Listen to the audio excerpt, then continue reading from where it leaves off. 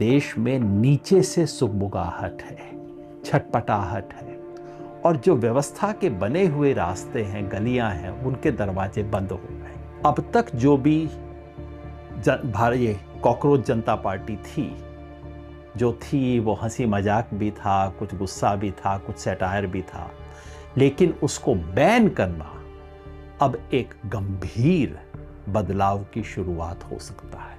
ये क्या कह रहे हैं? ये कह रहे हैं हाँ मैं हूं कॉकरोच, तुम मुझे कॉकरोच कहते हो, ठीक है मैं हूं कॉकरोच।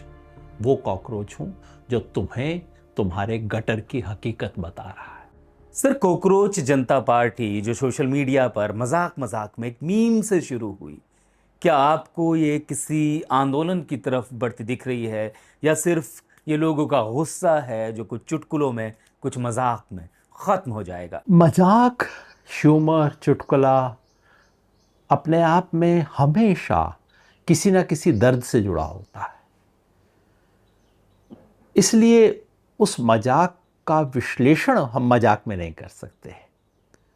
आप इसका संदर्भ देखिए, कॉन्टेक्स्ट क्या है। बंगाल में चुनाव का रिजल्ट आ चुका है और इस देश में बहुत लोगों को लगता है कि जैसे चुनाव वाला रास्ता तो अब बंद हो गया है। आप प्रोवोकेशन देखिए, इस देश के मुख्य न्यायाधीश सुप्रीम कोर्ट में बैठ के एक तंज कसते हैं जो इस देश के हर बेरोजगार के दिल में जाके लगता है। हर उस इंसान के जो अपना सर उठाना चाहता है उसको लगता है कि जैसे उसका सर काट दिया गया है।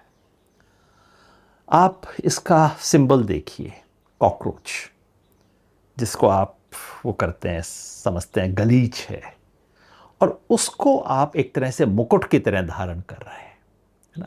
बिल्कुल इन्वर्शन है समाज के बने हुए प्रतिमानों का।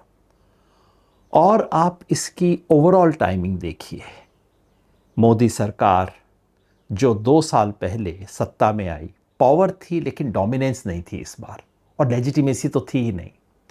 2 साल में उसने डोमिनेंस अख्तियार कर ली है, हर इंस्टीट्यूशन पे कब्जा कर लिया है।